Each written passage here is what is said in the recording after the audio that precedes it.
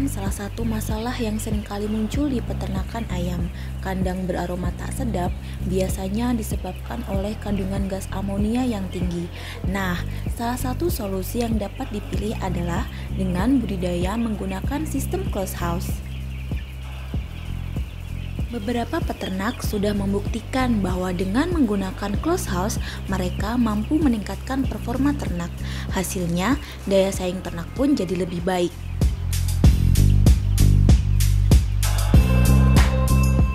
Perkembangan ayam broiler modern di masa kini bisa menjadi alasan paling kuat untuk mengubah kandang dari open house ke closed house. Indeks performa ayam broiler saat menggunakan kandang open house berkisar 260 sampai 370. Sedangkan saat kandang diubah menjadi closed house bisa meningkat menjadi 400 sampai 420.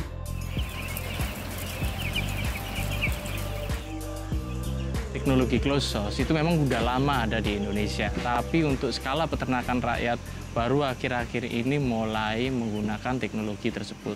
Karena memang secara segi biaya memang sangat mahal.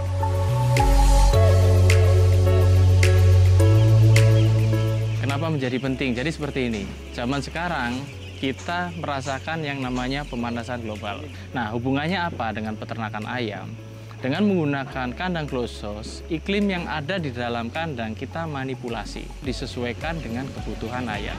Jika ayam kepanasan, maka ayam itu akan penting. Jika ayam penting atau ayamnya itu mangap-mangap, nanti ayam itu akan mudah terserang penyakit. Dan akhirnya kematian menjadi tinggi, efeknya bagi peternak apa? Kerugian.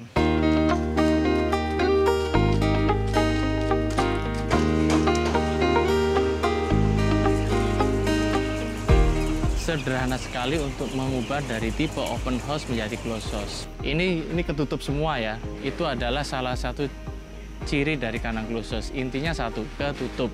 Tapi aliran udara yang ada di dalam kandang kita manipulasi menggunakan exhaust fan. Kenapa kok atas samping harus tertutup? Jadi kita bikin yang namanya sistem tunnel. Inlet adalah tempat masuk udara ke dalam kandang dan outlet tempat keluarnya udara dari dalam kandang.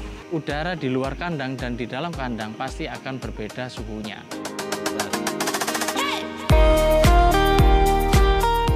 Kenapa kok pakai terpal? Yang pertama, terpal kan gampang dicari di mana aja. Terus kedua, terpal biayanya juga murah.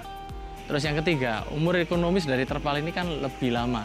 Kita pakai plastik yang transparan bisa. Nah, cuma kendalanya kalau plastik yang transparan, cahaya masih bisa masuk ke dalam kandang. Biasanya kalau ada cahaya masih masuk ke dalam kandang, artinya radiasi panas masih masuk ke dalam kandang. Untuk tinggi kita antara 2 meter sampai 2,5 meter. Atap model apapun sebenarnya nggak ada ngaruhnya.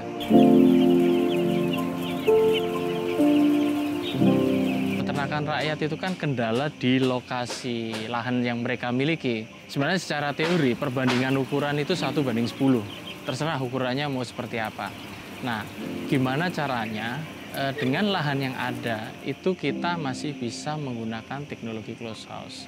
Tanah yang dimiliki, ukurannya berapapun, dibangun kandang seperti biasa, kita membangun kandang yang open house. Nah, nanti kita hanya memanipulasi sedikit. Di situ ada sensor suhunya, bahkan beberapa peternak kita menggunakan yang namanya cooling pad untuk membantu menekan penurunan dari suhu yang ada di dalam kandang.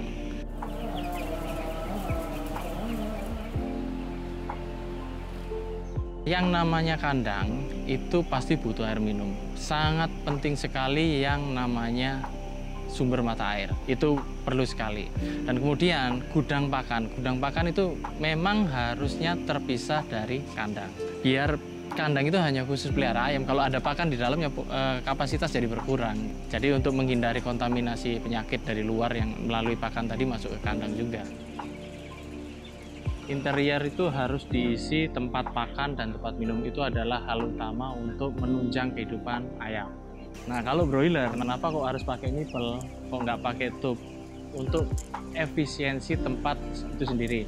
Jadi kapasitasnya nggak berkurang. Jadi gini, kalau kampung nggak boleh pakai nipple, karena ayam kampung itu dia suka bertengger. Kalau ini dipakai buat bertengger, goyang-goyang, pecah si pipanya, nanti akan terjadi yang namanya bocor air di dalamnya dan menyebabkan amonia jadi tambah banyak, lembab.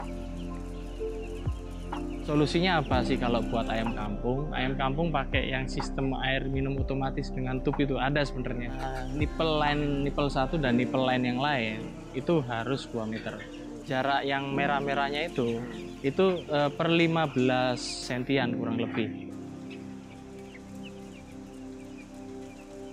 Kemudian itu tempat pakan. Nah, untuk memang tempat pakan belum pakai yang hogger kayak yang kandang khusus yang modern, karena kan memang ya hogger memang secara harga lumayan sih untuk di peternakan rakyat agak berat.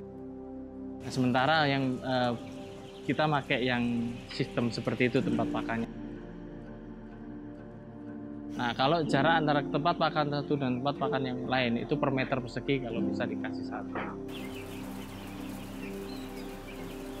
Jadi exhaust fan itu ditaruh di bagian ujung dari kandang sebagai outlet atau keluarnya ventilasi udara yang ada di dalam kandang. Jadi ujung ke ujung itu exhaust fan itu harus dikasih sebanyak-banyaknya, jangan sampai kurang. Kalau kurang ya nanti berpengaruh ke kesehatan ayam itu sendiri. Apa sih manfaatnya budidaya ayam pada keluarga kita? Kita bisa mandiri secara pangan. Kita tinggal ngambil telur kita di kandang, begitu ayamnya dipanen juga bisa kita konsumsi, kita makan buat keluarga kita. Tidak ada ruginya kita melakukan yang namanya budidaya ayam pada tempat tinggal kita.